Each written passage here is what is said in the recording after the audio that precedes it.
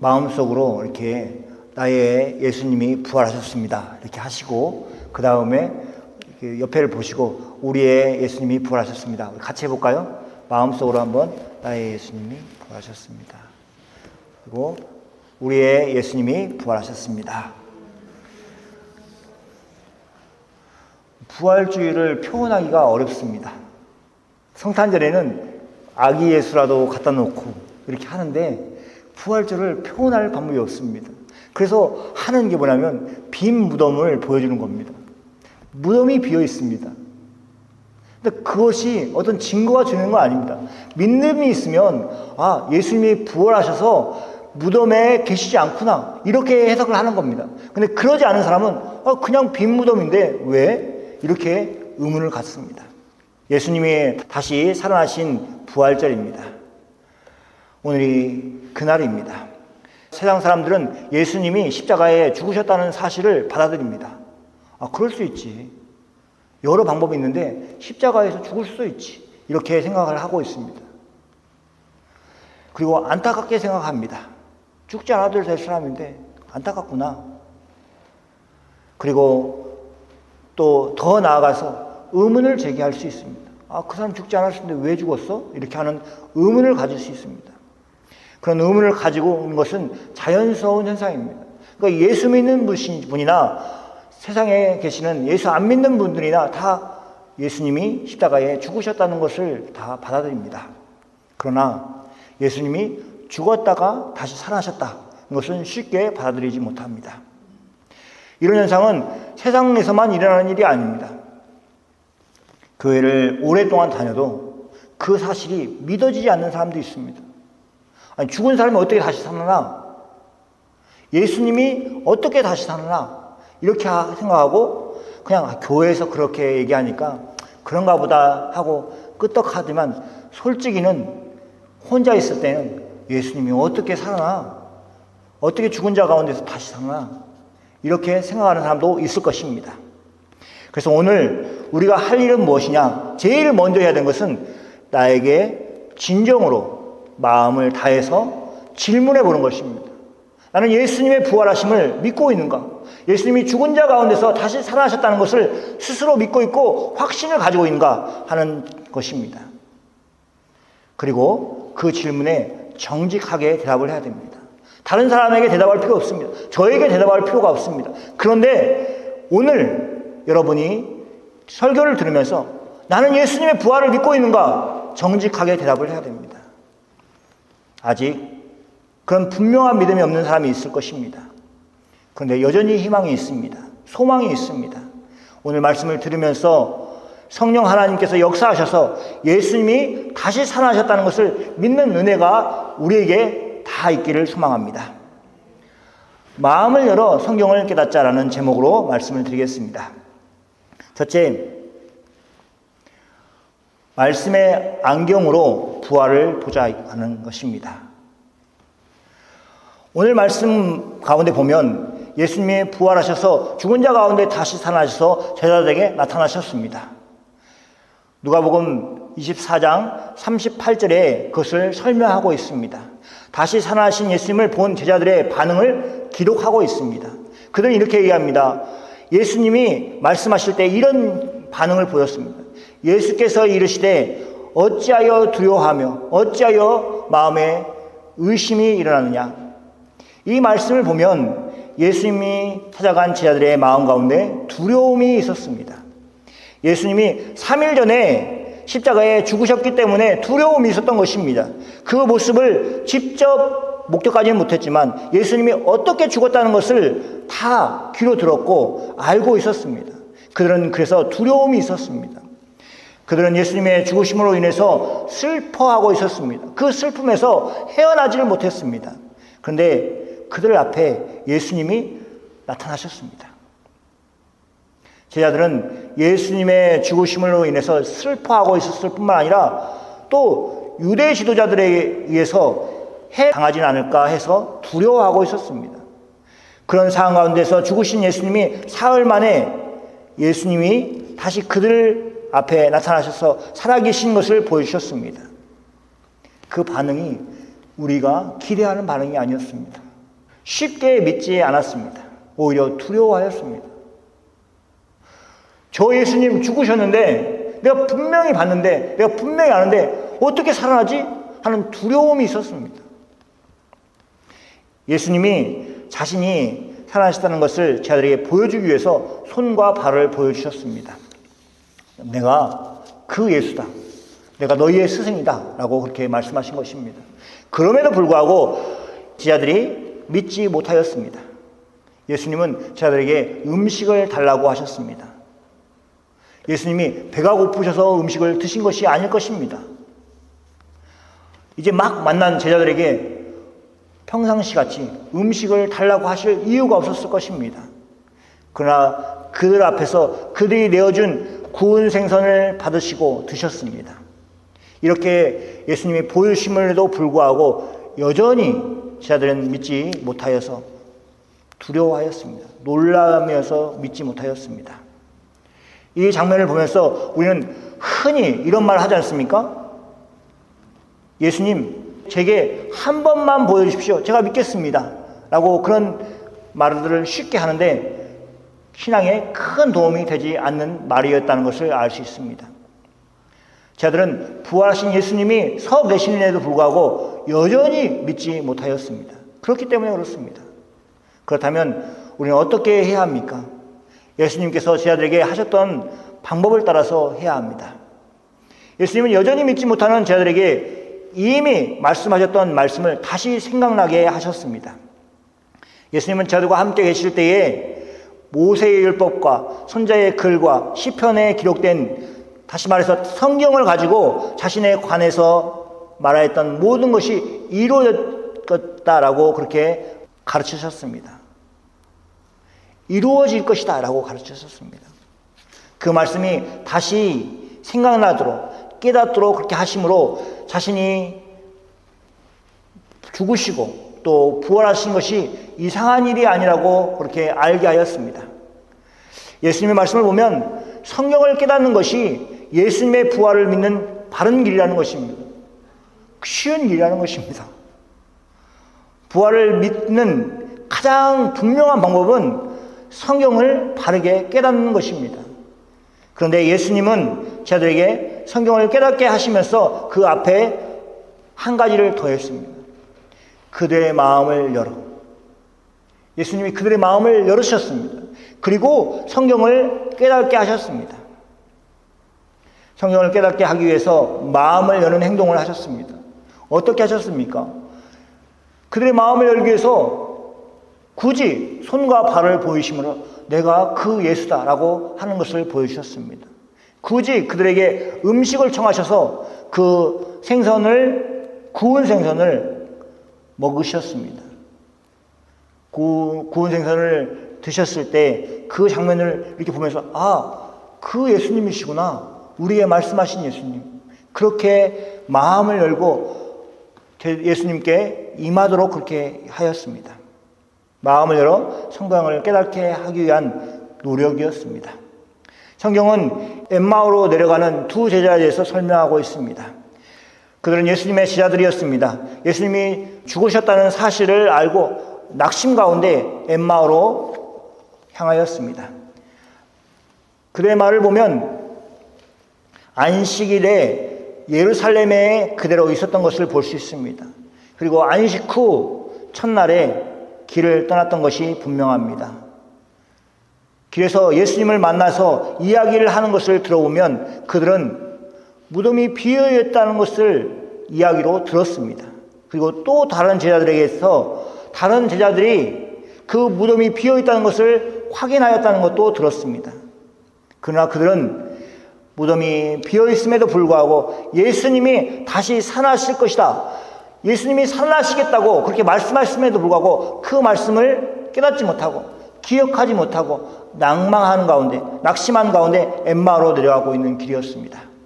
그때 예수님이 성경을 가지고 자세히 풀어주셨습니다.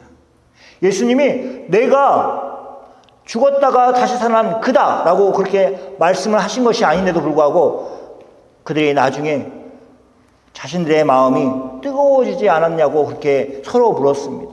그렇게 변화된 것입니다. 부활하신 예수님께서 성경 말씀을 들어서 설명을 하셨을 때 그들의 마음에 변화가 일어났습니다. 결국 제자들은 예수님의 부활을 믿은 것은 마음을 열고 성경을 깨달았기 때문에 가능하였습니다. 우리도 마찬가지입니다. 마음을 열지 않으면 성경 말씀을 깨닫지 못할 것이고, 그러면 부활을 평생 교회를 다녀도 믿을 수 없는 것입니다. 그러니까 입으로는 저 부활 믿습니다, 이렇게 대답할 수 있겠죠. 교회가 원래 그러니까. 그렇지만 마음속으로까지 그렇게 고백할 수 있기 위해서는 마음을 열고 성경을 깨달아야 하는 것입니다. 말씀을 깨달으면 믿음의 눈이 열립니다. 마치 안경을 쓰고 사물을 보는 것처럼 세상이 다르게 보이게 되었습니다.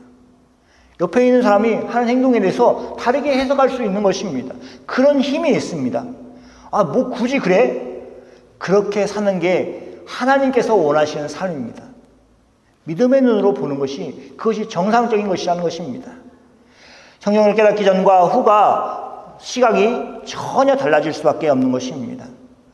우리 모두 부활절 예배를 통해서 믿음의 눈이 띄어지기를 원합니다. 소망합니다. 말씀의 안경을 가지고 예수님의 부활한 사건을 확인하고 기뻐하고 즐거워하는 우리가 다 되어야 될 것입니다. 그리고 믿음의 눈을 가지고 세상을 바라볼 수 있는 그런 사람들이 다 되기를 소망합니다. 두 번째, 모든 민족에게 눈을 돌리자라는 것입니다. 예수님은 제자들을 변화시키셨습니다. 그들의 마음을 열고 성경을 깨닫게 하셨습니다. 그리고 유대 지도자들을 두려워하였던 제자들이 새로운 사명을 가지게 되었습니다. 이 내용은 예수님께서 제자들에게 전하셨던 그 말씀을 다시 생각나게 하는 과정 가운데 있었습니다. 예수님은 48절에 보면 너희는 이 모든 일의 증인이라고 이렇게 말씀하셨습니다. 예수님께서 이전에 말씀하신 것처럼 예루살렘에서부터 시작하여서 모든 민족에게 복음을 전파하는 일이 저들에게 감당해야 될 사역이었습니다. 예수님은 두려움과 긴장 속에서 있는 제자들에게 그들을 안심하라 이렇게 다독거리면서 위로하는 분이 아니셨습니다. 그러면서 갑자기 밖에 나가서 이 모든 일의 증인이라고 그렇게 서라고 그렇게 말씀하셨습니다. 두려움과에 사로잡힌 사람들은 시야가 좁아집니다. 예를 들면 이렇습니다. 경기가 어려워지면 미래에 대한 염려가 있기 마련입니다. 당연한 거죠. 당연히 미래에 대한 염려가 있죠. 그러면은 어떻게 되냐면 하던 일도 못하게 됩니다. 옆 사람을 챙겨줬던 그 작은 친절도 줄일 수밖에 없는 것입니다. 왜냐하면 시야가 점점 자신에게로 향하기 때문에 그렇습니다. 자신에게 집중하기 때문에 그렇습니다. 그래서 세상이 평화로운 시대가 좋은 것입니다. 그래야 다른 사람도 챙길 수 있는 힘이 있고, 그리고 다른 사람도 확인하고, 또 저 멀리 있는 사람들도 그들의 안부에 대해서 염려하지 않고 그렇게 평화롭게 살 수 있는 것입니다. 우리가 기도해야겠죠. 기름값이 올라가니까 이란에 얼마나 많은 사람들이 죽어나가는가, 그건 관심 없습니다. 기름이 비싸니까 경기가 어려워지고 차물기가 어렵고, 그렇게 자기에게만 자꾸 신경이 쓸 수밖에 없는 것입니다. 근데 예수님이 제자들에게 모든 민족에 향하라고 그렇게 말씀하셨습니다. 지금 두려워 떨고 있는 제자들에게 이제 자기만 보고 내 안녕이 걱정되고 내 미래가 걱정되고 그런 제자들에게 너희가 내 증인이다 그렇게 말씀하셨습니다. 자기에게만 집중하지 말고 모든 민족을 바라보도록 그렇게 하신 것입니다. 지금처럼 자유롭게 여행하는 시대는 역사적으로 보면 정말 최근입니다. 키위들을 만나보면 그렇습니다. 자기 아버지 때에 처음으로 여기 왔는데 유럽에서 배를 타고 몇 달을 와서 고생을 하고 이곳에 도착했습니다. 그것도 얼마 되지 않았습니다. 배를 타고 여기 온다는 것은 정말 대단한 것입니다. 예수님 당시 때를 생각해 보면 예수님의 제자들은 다 갈릴리 사람들이었습니다. 그들이 가장 멀리 여행했던 기간은 예루살렘을 갔다 왔다 하는 그런 시간이었을 것입니다. 예루살렘에 성전이 있고 그 성전에서 하나님께 예배하기 위해서 제사를 드리기 위해서 갔던 것이 그들에게 전부였을 것입니다. 그런 그들이 모든 민족에게 복음을 전하기 위해서 나아가라 하는 말은 정말 상상 이상으로 인간의 기준으로 본다면 큰 사명을 받은 것이었습니다. 그러나 성경을 보면 정말 그렇게 하고 있습니다. 바울뿐만 아니라 로마 전역을 돌아다니면서 복음을 전했습니다. 다른 제자들도 흩어져서 예수님의 복음을 온 세상에 전하였습니다. 그들이 형편이 좋아서 그 사명을 감당한 것이 아니라는 것을 기억해야 됩니다. 사도행전에 보면 복음이 예루살렘을 넘어 유다와 사마리아과 온 세상에까지 퍼지게 되는 계기가 나옵니다. 예상 밖에 예루살렘에 큰 환란이 있었기 때문에 그 일이 가능하였습니다.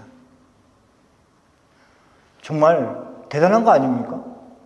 아니, 살기 좋아서 여행을 하기에 편리해서 그렇게 해서 복음이 널리 퍼진 게 아니라 예루살렘이 핍박을 받아서 도저히 못 살아 해서 나가서 복음을 전하게 되었다는 것입니다.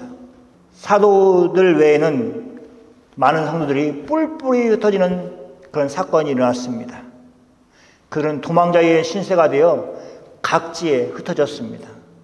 하나님은 그들을 통해서 복음을 전파하였습니다. 상식적으로 생각한다면 그들이 예루살렘을 도망 나와서 다른 사람들에게 적극적으로 복음을 전하였다고 보기가 어렵습니다. 그렇지 않습니까? 도망 나왔는데 도움을 막 베풀면서 나 이런 사람이야, 예수님 나 믿는 사람이야 라고 자랑하지 못하였을 것입니다. 오히려 많은 경우에 다른 사람들의 도움을 받으면서 살았을 것입니다. 물설고 산설은 그런 정말 낯선 곳에 떨어져서 정착하기 위해 많은 도움이 필요했을 것이고 그 도움을 옆에 있는 사람들이 주었을 것입니다. 그러나 바로 그 자리에서 도움을 받는 관계에서 자연스럽게 질문이 생겨나고 그 질문에 답을 하다가 예수님을 전하는 기회를 얻었을 것입니다. 그렇게 복음이 전파되었습니다. 그러니까 좋은 환경에서 복음이 전파된 게 아니라 내가 어려운 환경 가운데 있음에도 불구하고 복음이 전파된 것입니다. 그러니까 우리는 그렇게 생각하잖아요. 우리가 좀 잘나고 우리가 좀 잘되고 그럴 때 복음이 전파된다고 생각하지 않습니까? 복음을 전해야지 그렇게 생각하지 않습니까? 그런데 역으로 하나님은 어느 순간을 사용했냐면 성도들이 어려워서 남의 도움을 받는 상황 가운데서 사용하였다는 것을 기억하시기 바랍니다. 우리가 더 나은 조건이 있어야만 예수님을 전할 수 있다고 생각하지 마십시오. 정말 예수님이 구주시라면 그에 대한 확신이 있고 그분을 전하겠다는 마음이 있다면 도움을 받는 그런 상황 가운데서도 얼마든지 복음을 전할 수 있는 것입니다. 우리는 그들보다 훨씬 더 좋은 환경에 있습니다. 교통도 발달했고 소통수단도 발달했습니다. 그렇기 때문에 예수님의 복음을 모든 사람들에게 전하는 그 사명이 우리가 헌신하는 것은 당연합니다. 더 할 수 있는 것입니다. 세 번째, 성령의 능력으로 나가자입니다. 이처럼 예수님의 복음을 세상에 전하는 일은 우리의 힘만으로 이루어지는 것이 아닙니다. 우리가 힘을 뺐을 때 오히려 더 예수님이 증거되는 것이 있습니다. 자신의 능력을 키운 다음에 예수님의 명령을 감당할 만큼 그렇게 성장을 하면 그때 해야겠다 하는 것은 예수님의 말씀에 귀를 기울여야 합니다. 49절에 보십시오.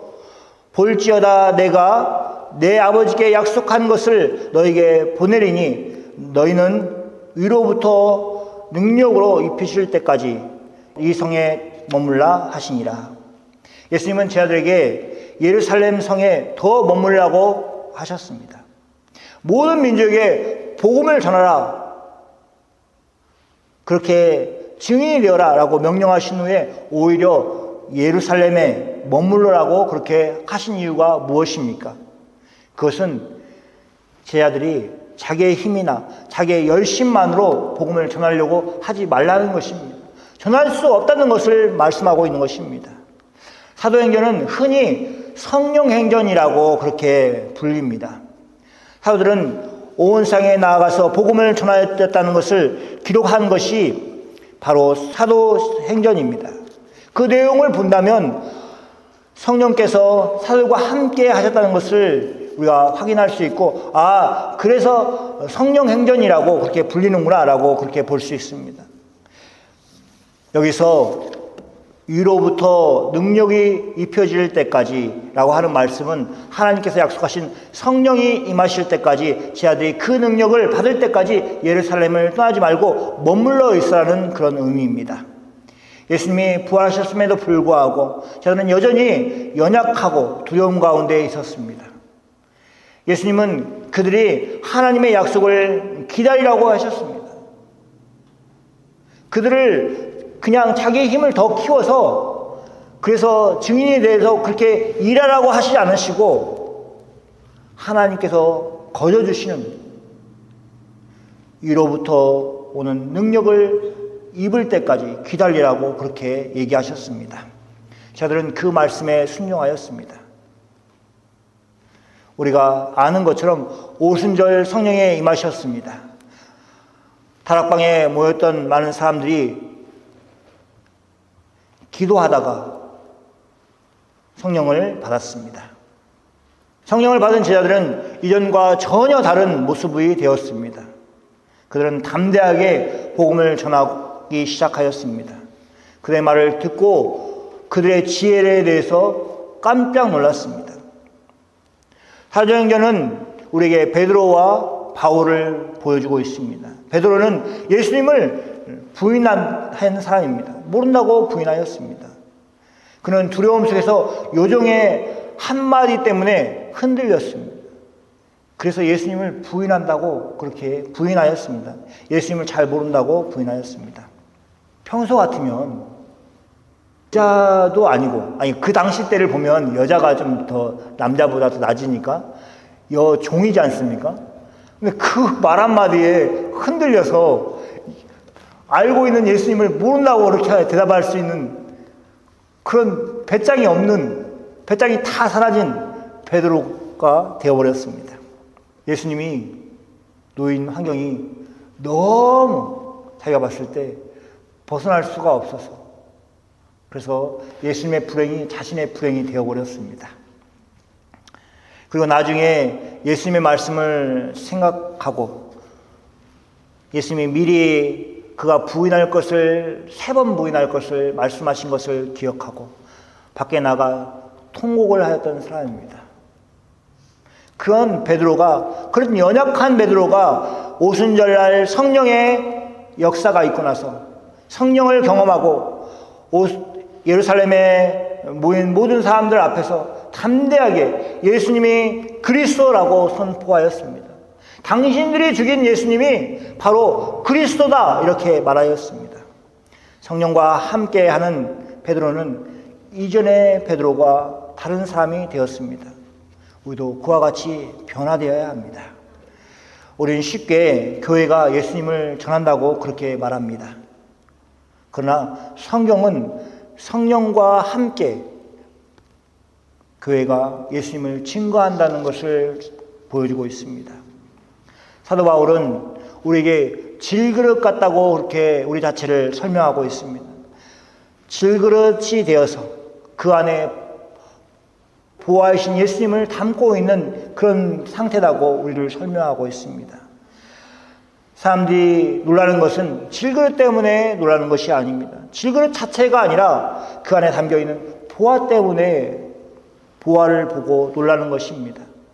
이처럼 우리 안에 계신 예수님을 보고 사람들이 감격하고 놀라는 그런 일들이 일어나기를 소망합니다. 그러기 위해서 우리가 죽고 예수님만 드러나야 합니다. 우리의 생각과 우리의 성질, 성질이라고 하면 안 되네. 성질머리. 우리의 생각과 성질이 계속 드러나면 우리를 통해서 예수님이 나타나지 어렵습니다. 우리는 날마다 예수님을 드러나는 삶을 살아야 합니다. 성령님이 함께 하시는 그런 삶을 살아야 하는 것입니다. 사랑하는 성도 여러분, 성경을 통해서 예수님의 부활을 확신하는 삶이 되시길 바랍니다. 어려운 상황 속에서 시선을 자신에게만 두지 말고 복음이 필요한 사람, 도움이 필요한 사람, 예수님이 진짜로 필요한 사람들에게 관심을 가지고 나아갈 줄 아는 사람들 되기를 소망합니다. 자신의 힘을 의지하지 말고 그보다 더 크신, 더 높은 위로부터 주시는 능력을 의지할 줄 아는 모든 사람들이 되기를 소망합니다. 부활하신 예수님의 능력으로 사시는 여러분이 다 되시기를 예수님의 이름으로 축원합니다. 아멘.